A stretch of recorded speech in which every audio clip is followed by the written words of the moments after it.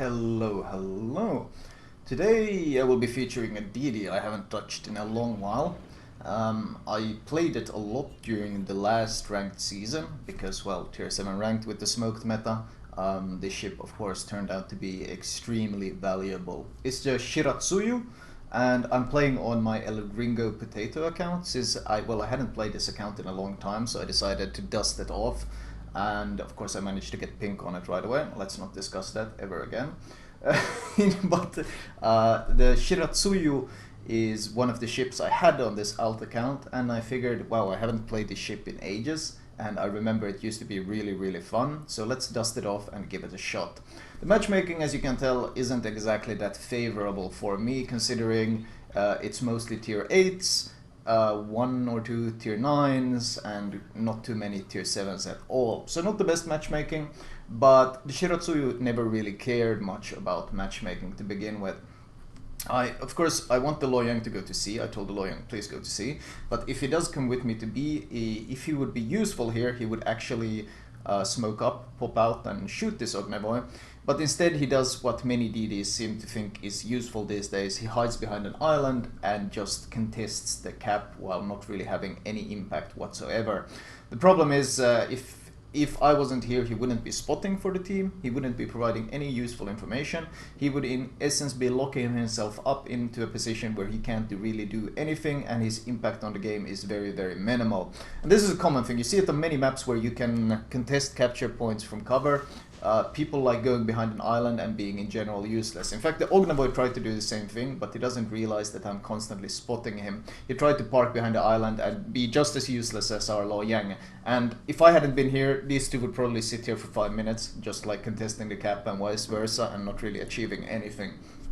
But I am here, and of course the Shiratsuyu's fantastic spotting range comes into play here. The Shiratsuyu can reach 5.8 km concealment, which is very competitive at tier 7. In fact, it's competitive enough that you can easily fight tier 8 and even tier 9 DDs. The only exception are usually stuff like Kagera and Yugunut that have exceptionally good concealment, but other than that, you usually do just fine. Now, since this is on my El Gringo Potato account, I don't have a 19-point captain. On my main account I of course run RPF on the Shira as well, but I think I only have like a 16-17 point captain on this guy, so I haven't been able to afford RPF yet. So RPF of course adds a lot of utility since it allows you to actively dodge the enemy DDs and such, but it's by no means a necessity. It's just a nice tool to have.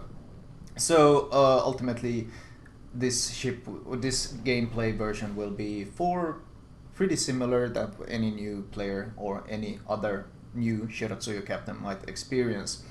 Now the strength, of course, the reason why the Shiratsuyu is considered so extremely strong is not just the fantastic concealment, it's the fact that it can literally flood the seas with torpedoes. You launch 8 torpedoes, you pop your torpedo reload consumable, and you launch another 8 torpedoes.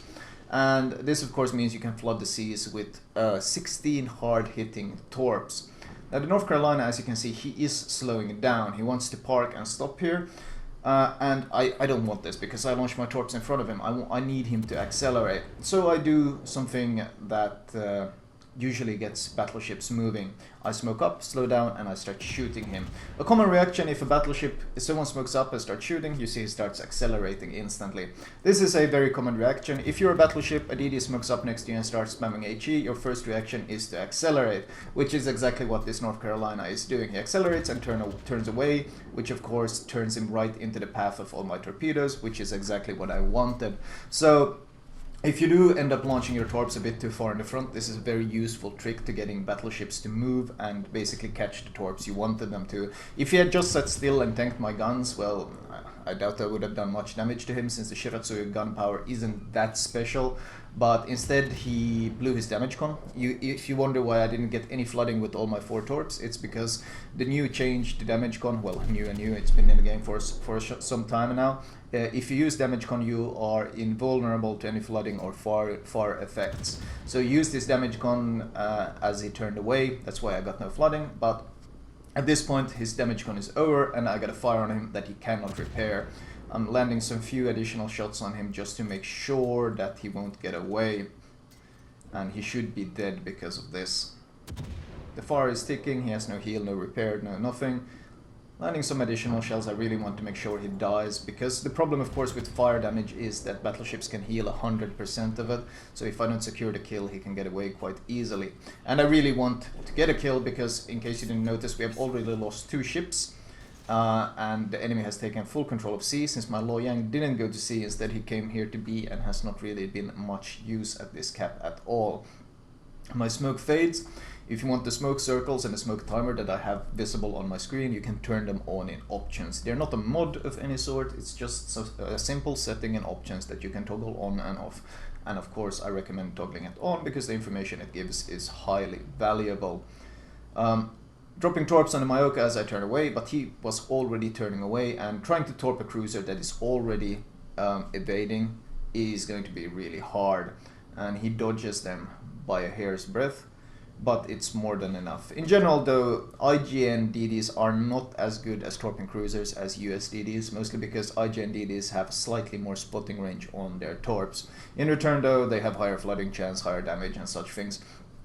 Not the best trade, but that's just the way the game works. And honestly, you don't have much to complain about as a Shiratsuyu, because the ship is very, very strong. In fact, it doesn't really feel like a tier 7, because it has the concealment to tackle tier 8s, it has the torpedo power to honestly fight tier 10s, 16 torps, 16 IGN torps is a massive amount of firepower. So this ship is extremely strong, and in fact, if it wasn't for all the power creep happening at tier 7, I would consider this a ship pretty much brokenly overpowered. But the thing is, there's so much garbage at tier 7 these days that it's hard to really make that argument. I don't know where this Luoyang is going, but whatever. I saw there was a Bismarck in the smoke. I want to drop torps on him. But the problem is here, the Benson is pushing up, and I'm forced to smoke up. Because, well, this ship is many things, but a good gunboat it is not. It has a pretty decent alpha volley and pretty decent fire chance, but the reload on the guns, as you can see, is quite long. So in a straight up fight against something like a Benson, he will just shred me because his DPM far surpasses mine. And I really don't want to be fighting enemy Bensons anyway. I want to be torping their ships and just surviving. I reversed in case he dropped torps. I don't want to be sitting where he just saw me in case I got torps coming my way. In fact, I'm turning in just to make sure that if there are any torps, I present a very slim target towards any incoming torps. Bismarck eats a torp, which is exactly what I wanted. He thought he was safe, and looking at my damage counter, it appears he did not expect the torps from this direction at all. He's used his repair, so he is flooding. So that's a good source of additional damage, and of course we need it. We have lost 4 ships, the enemy has only lost 2 ships at this point, and the 2 ships they have lost were the 2 I pretty much killed. The Ognevoy I torped and the North Carolina that I killed are the 2 ships they've lost. So my team is quite obviously struggling here. 360 points to 534. Yeah, there's a lot of work to be done. I'm gonna see if I could get a fire perhaps on the shores who's trying to flee. I want to conserve my HP as long as possible because it's already obvious from this point. I do get a fire on him. I don't know if it'll be enough. I can only hope that I'll be able to burn him to death because we need the points at this point. My team's positioning is very, very questionable. If you look at the minimap, you can see that most of my team is sitting in our spawn. Not the most useful one. And a Scharnhorst is literally idling on A. Well, he's not idling, he's still there, but he's just sitting there afraid to move. My smoke fades, so I dropped the torps towards the Scharnhorst. I've been sitting there waiting for him to push in. Sadly, the Benson was waiting here as well. I can already tell that my torps are not going to be enough to kill him, so I pop my torpedo consumable, and I repair my broken engine to get out of line of sight as quickly as possible. And that's of course the power of this cooldown. The ability to saturate the seas with your torps. That Scharnhorst thought that was all the torps he was going to have to eat, but then I popped my consumable and I was able to finish him off with even more torps. And with the speed boost I'm able to get into cover. Now this build I'm running on the Shira is in a sense not the most updated one. Well, not the most updated modules. As you can see, I only have a 2-minute speed boost. I do recommend that if you do have an additional speed module, you slot the speed module, so instead of a 2-minute speed boost you have a 3 minute speed boost. At this point though, I am asking my team exactly what they're doing. We got a bunch of people sailing in our spawn, we got the Loyang sailing around in the enemy spawn, and we got the Scharnhorst sitting at A doing pretty much nothing. The Scharnhorst gets very mad when I ask what is he doing. When I ping him and ask him what is he doing, he tries to shoot me, like tries to straight up team kill me, and now he tries to torp me from 12 kilometers, and it appears that he's still trying to shoot me even more. You can hear the splashing. Yeah, he's trying to shoot me again. So at this point I decide that my team is very, very special, and I will have to carry this game myself, because obviously battleship players this special will need a lot of help to get a victory. The Loyang, well, he's ever since his play at B, I've kind of given up on him, and now he's deep in the enemy spawn, which of course means that he cannot be scouting and helping with the Benson at all. So I will have to go scout south and bring some vision. And of course, looking at the minimap, we can tell the Benson was last seen at north. I was last seen in the north. A lot of cruisers are north. A lot of the battleships are towards our spawn. So the best place for me to go is of course to our spawn, where I can be most useful with my torpedoes. You kind of always want to look, where could I be most useful? You notice that I sailed all the way across B, all the way down here, not using any torps, not using anything, just making sure I remain undetected. The idea here is that I want to catch these ships, these battleships that they have left. I want to catch them off guard. I don't want to give them any sort of warning that I have repositioned all the way down here. Rather make them think I'm up there, maybe keep the Benson guessing, hunting me somewhere up there. Any of those things are fine. Yes, it's a couple minutes where I'm not really doing much. But that's okay, because if I manage to pull off successful strikes, the trade-off will be worth it. Also, I'm not in any need to push anywhere. I can just scout for my team and in general slow down the enemy team as long as we hold the 2 capture points. Because as long as we hold 2 capture points and enemy has 1, we will be gaining a lead. Now this guy now, I'm expecting him to turn to the right. You see there's all our battleships are in B, all our ships are in B. I'm expecting him to turn right, but he's taking a really long time doing it. He finally starts doing it, but he spotted me briefly, so I popped my smoke. But I do not fire, because oftentimes if battleships are staring down their guns, they won't notice that you're around. You see, he was staring down his guns, he was aiming down there, and he wasn't paying attention to the minimap. Now, if this guy listened to my advice, which is every time after you shoot your guns as a battleship, you glance at the minimap, he would see that I had been spotted down here. But he doesn't glance at the minimap between shells. You can see his guns is focused. He's more focused on shooting my team at B, because he doesn't expect there to be a deity here. I open up fire, because it's already too late for him at this point. The ambush has been pulled off perfectly, and my maneuver of positioning myself down south gets him killed. Sadly, I don't get the kill. The New Orleans steals him. He had like almost no HP left, but he does manage to secure the kill. Now I'm completely out of consumables though, but that's usually the sign of a good Shiratsuyu game. We were down quite heavily in this game. We were down 2 to 3 ships and a lot of points, but it's starting to look like a good change. This Friedrich de Grosse was stopping, and I would assume he was reversing, hence why I launched the torps. But now it seems he is accelerating. I can use the indicator to tell, yes, he's accelerating. This tells me that my torps will absolutely miss. So I'm gonna see if I can get some harassment on him with the guns. As I said, the guns, the alpha fire chance is quite okay. So on big heavy battleships, getting a fire like that can deal a fair amount of damage. However, this guy is running manual secondaries. I can already tell from the accuracy of these secondaries and how much damage they're doing. You see how accurate these secondary guns are. This guy's running manual secondaries, and he's turning his guns and his ship towards me. So I just stopped shooting, and I'm gonna fade back into stealth. It's not worth taking this fight. If I kept shooting here and stayed detected, these secondaries could easily kill me.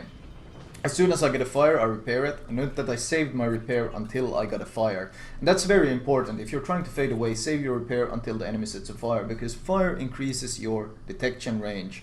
You saw how I got spotted briefly as he set me on fire, and that's just because of that mechanic. Obviously a fire will be seen far away, so it makes sense. If you're on fire, you will be spotted further away.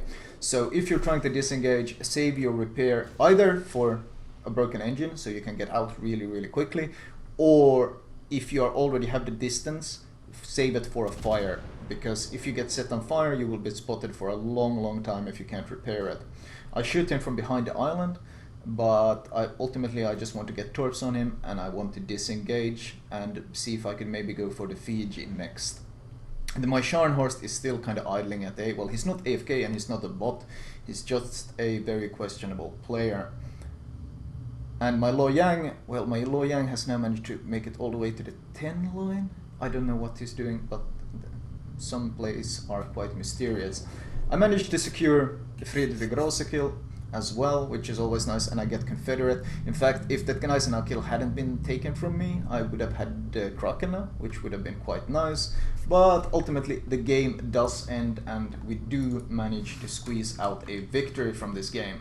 523k credits, almost 11k XP, 2k free XP because I run the Papa flag. I like running it on daily wins because you get a huge bonus that way. And 233k damage, which is actually very good for Shiratsuyu. In fact, after this game, I was told that this is the third highest damage in a Shiratsuyu ever. In fact, the second highest was something like 233.8k, and I got 233.3k.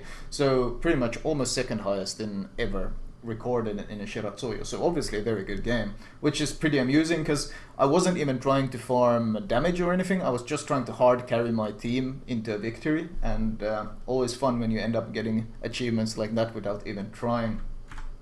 And team score wise, almost 3k. In fact, if I got into Kraken, I might have gotten the 3k base XP, which is always a nice badge of honor. But overall, a pretty good game.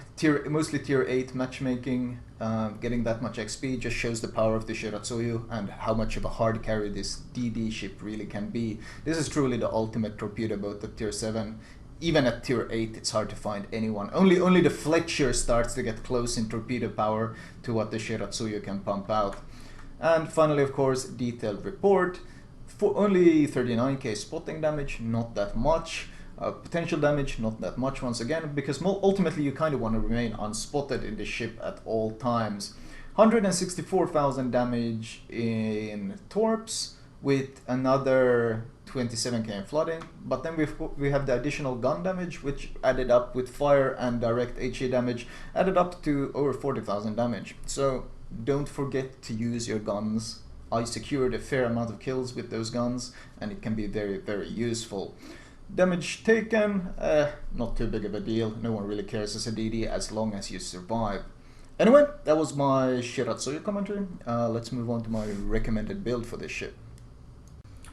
Right, I might as well show you my build on my main account, since on El Gringo I only have a 17-point Shira captain, whereas on my main account I of course have a 19-point captain. So it will show you what the ultimate build would be. Module wise, you can actually quite comfortably go for the hull upgrade first, because while the torpedo upgrade gives you slightly more speed, slightly more damage, it does cost you some reload speed, and it actually costs you some torpedo detectability range. So the stock torps aren't actually that bad on the Shira. So you can do just fine with the stock torps until you upgrade them. So get the hull first for that HP bonus, that slight maneuverability bonus, and then get the torpedoes, and finally get the gun range, because the default range of 10 kilometers is pretty anemic. Upgrade wise, well, I always like having the premium repair, but since you run last stand, it's not quite as important. The one thing you do want is the torpedo reload booster premium consumable, because the difference between the premium and the normal one is such a massive difference in cooldown. So it's well worth taking it. We're talking 2 minutes of difference between running premium and non-premium. You can easily pay the 22.5k silver for that one. Upgrade wise, main armaments mod 1, gun and torpedo tube survivability.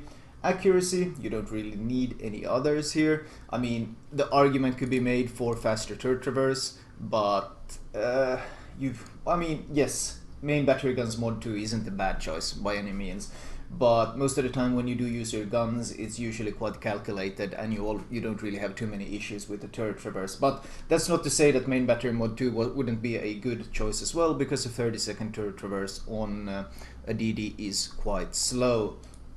Third upgrade, propulsion mod, or if you have an additional engine boost like I do, slot the engine boost mod instead, so your speed boost, instead of being the normal 2 minutes, it's a 3-minute speed boost. Well worth it if you have an extra one lying around.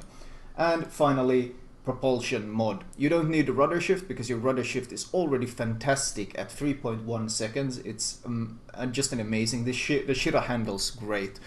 Great turning circle, great rudder shift, so you can comfortably go for the faster acceleration on it. Captain perks wise, priority 1, preventive maintenance, keep your torpedo tubes intact at any cost. Last stand, you don't want to get killed. And honestly, I would probably get survivability expert before the torpedo reload. I know it's tempting to go for the 10% faster reload right away, but the stock Shira, or even with the HP perk, the Shira is a very squishy DD. You gotta consider we take away almost 3k HP from this and you get the default Shira HP pool. So I would say get survivability expert first, then get concealment expert, and then once you have the points, we can start thinking about going for torpedo armament. Once you have torpedo armament, you can go for adrenaline rush, which will of course help both guns and torps even further, and finally RPF, which is such a useful tool. But that of course requires a full build captain to be able to make use of it. Anyway, that was my Shiratsuyu commentary. I hope you guys enjoyed it.